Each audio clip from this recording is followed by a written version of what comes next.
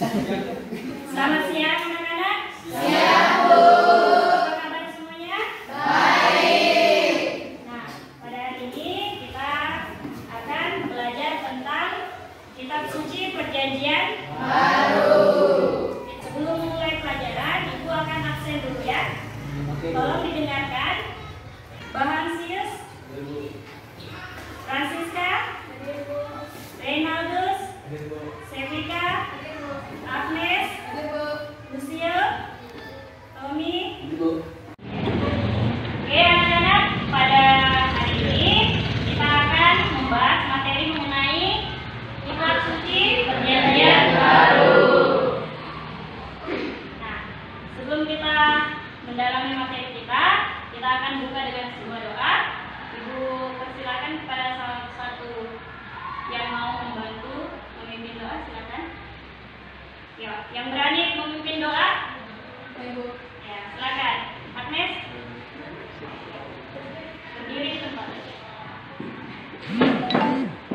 Teman-teman, marilah kita berdoa. Amin. Bapa dalam surga, terima kasih banyak karena Engkau telah melindungi kami dari pagi hingga siang hari ini. Sebentar lagi kami akan melakukan kegiatan ibadah doa dan harapan kami yang kami sampaikan kepadamu lewat perantaraan Kristus Tuhan kami. Amin. Bapa dan Putra dan Roh Kudus. Amin. Oke, terima kasih Agnes. Sekarang kalian lihat, di sini ada gambar. Tahu gambar apa ini? Ini tidak asing bagi kita. Ini adalah gambar Alkitab. Ya.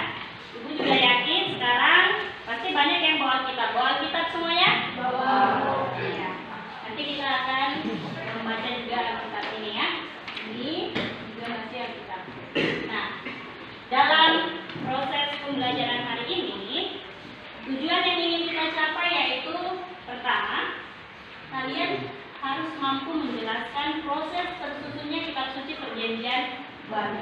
Lalu kedua, kalian harus mampu menyebutkan bagian-bagian kitab suci perjanjian baru. Nanti kita akan lihat kitab suci perjanjian baru itu sebenarnya terbagi menjadi berapa bagian.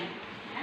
Kemudian yang ketiga, mampu menjelaskan alasan pentingnya membaca kitab suci perjanjian baru. Ya. Jadi kitab suci itu bukan hanya buku yang kita bawa kemana-mana saja, tetapi ternyata ada pentingnya kita membaca kitab suci perjanjian baru. Nah, Alkitab itu terbagi menjadi dua bagian utama. Yang pertama itu adalah kitab suci perjanjian lama. Nah, ini kita sudah belajar pada pertemuan minggu lalu. Sekarang kita fokus ke kitab suci perjanjian baru ya.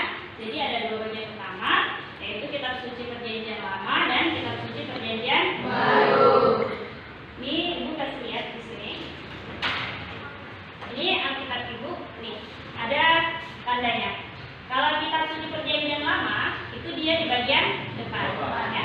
Lalu kitab suci perjanjian baru itu ada di bagian belakang, ada diberi warna merah.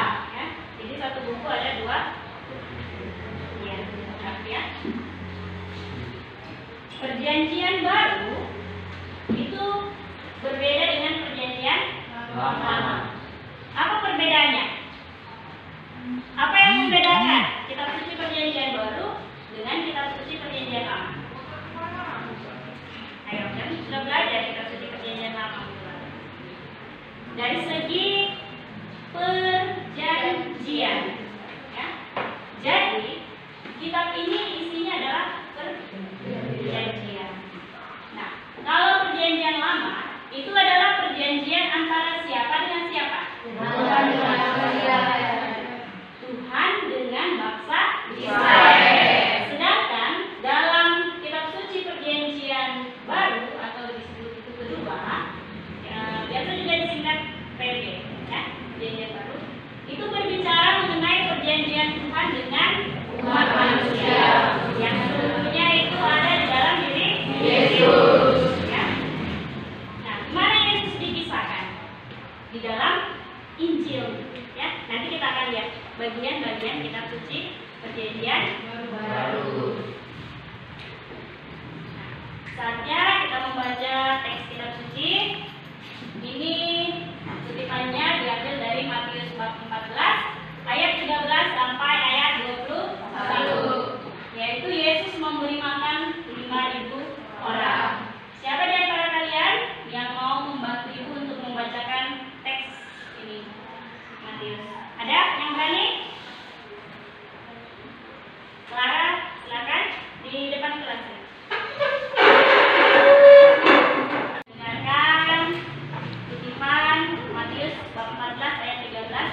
21 yang dibacakan oleh teman kalian. Silakan buka kitab sucinya. Inilah Injil Yesus Kristus menurut Santo Matius. Dimuliakanlah Tuhan. Matius pasal 14 ayat 13 sampai dengan 21. Yesus memberi makan 5.000 orang. Setelah Yesus mendengar berita itu, menyingkirlah ia dari situ. Dengar dengan jelas tadi temannya membaca? Saatnya kita menjawab beberapa pertanyaan. Yang pertama, apakah kisah yang ada di dalam bacaan tadi itu sungguh-sungguh terjadi seperti itu? Kisah yang dibacakan oleh teman kalian tadi, Clara. Apakah betul-betul terjadi seperti itu atau tidak?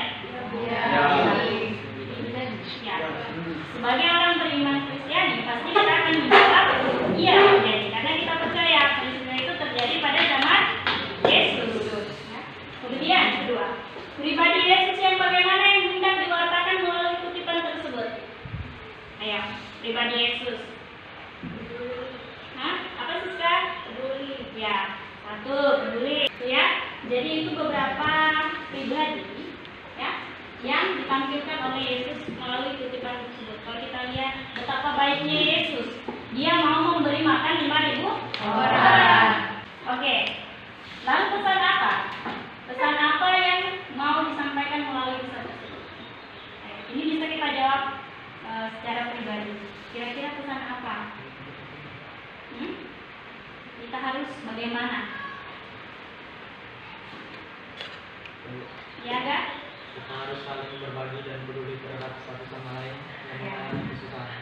Oke, saling berbagi, peduli dengan sesama yang sedang berkesusahan. Contohnya nih, teman-teman kita, saudara-saudara kita sedang terkena bencana kebakaran, ya. Jadi ada aksi sosialnya, mengumpulkan dana dari kelas ke kelas. Bahkan ada teman-temanku yang rela berdiri di tengah jalan panas-panasan mengumpulkan dana. Ya. Itu adalah suatu cara kita berbagi, ya, betul-betul mengungkapkan kasih. Oke. Jadi kitab suci perjanjian baru itu berbicara mengenai perjanjian Tuhan dengan umat manusia yang seluruhnya di dalam Yesus Kristus, ya. Berapa jumlah kitab suci perjanjian baru? Berapa? Ada 27 kitab. Antara tahun 7 atau 6 sebelum Masehi sampai 30 sesudah Masehi, ini adalah masa di mana Yesus lahir, ya, saat itu. Lalu Yesus dibaptis oleh Yohanes Pembaptis. Kemudian setelah itu dia memanggil beberapa murid, yaitu jumlahnya 12. Kemudian mereka bersama-sama ini mewartakan kerajaan Allah. Lalu antara tahun 40 sampai 120 Masehi itu adalah tahun penyusunan dan penulisan kitab suci perjanjian baru, ya. Kemudian antara tahun 120 sampai 400 Masehi itu adalah pembentukan kanon atau daftar resmi kitab perjanjian baru. Bagian kitab suci yang pertama itu adalah Injil, ya. Tentu kalian sudah tahu semua. Injil ada Injil apa saja? Matius, Markus, Lukas, Yohanes. Ya. Nah, di dalam Injil ini isinya itu mengenai Yesus selagi dia hidup di dunia, karyanya, wejangan-wejangan dan perjuangannya. Lalu mengingat isinya yang sangat penting, maka keempat Injil ini dipandang sebagai kitab yang paling utama. Lalu ada kisah para rasul, ya. Kisah para rasul sebenarnya bukan berisi kisah tentang semua rasul, ya, melainkan lebih bercerita tentang apa yang terjadi setelah Yesus intinya itu berkisah tentang munculnya jemaat Kristiani pertama. Perkembangannya selama kurang lebih 30 tahun dengan dua tokoh utama, yaitu adalah Petrus dan Paulus. Lalu ada surat-surat. Surat-surat ini terdiri dari 21 surat. Ini ada yang ditujukan kepada jemaat, ada yang ditujukan kepada orang. Ada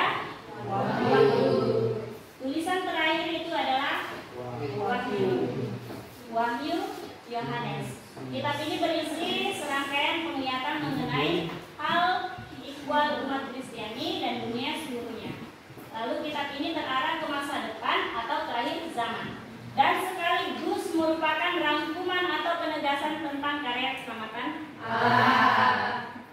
Kita kembali ke surat-surat dulu ya. Untuk pembagian surat-surat itu ada 21 surat tulisan. Ya. Kira-kira apa saja?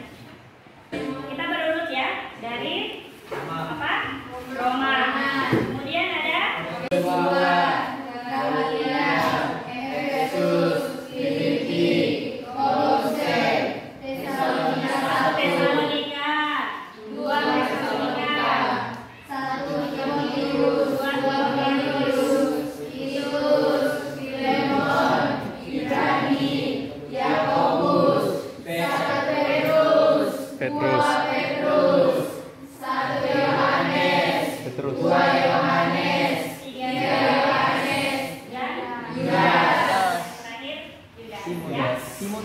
itu adalah bagian dari surat-surat. Ada yang ditujukan kepada orang, ada yang ditujukan kepada jemaat.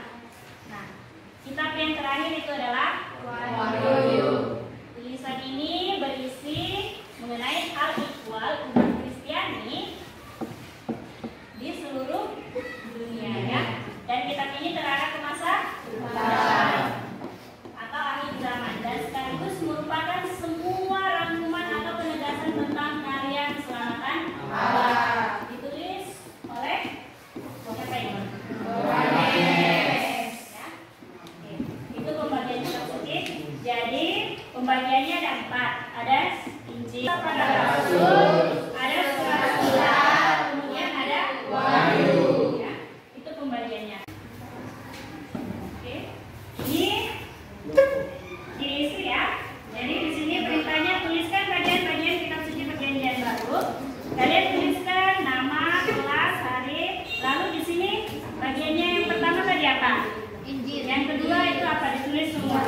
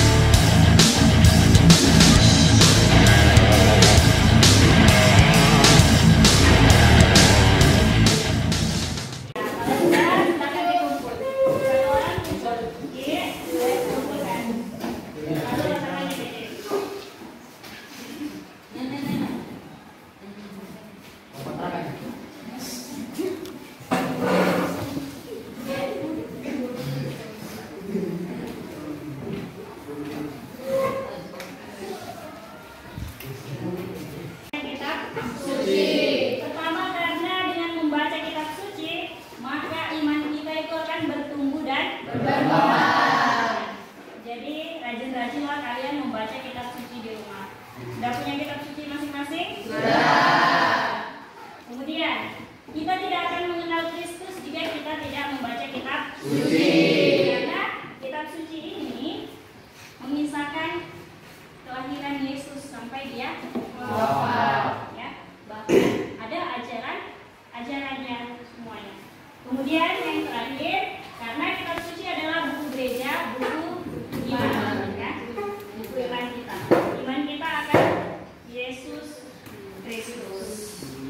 Nah, untuk tugas di rumah ini kalian bisa memilih salah satu perikop, ya.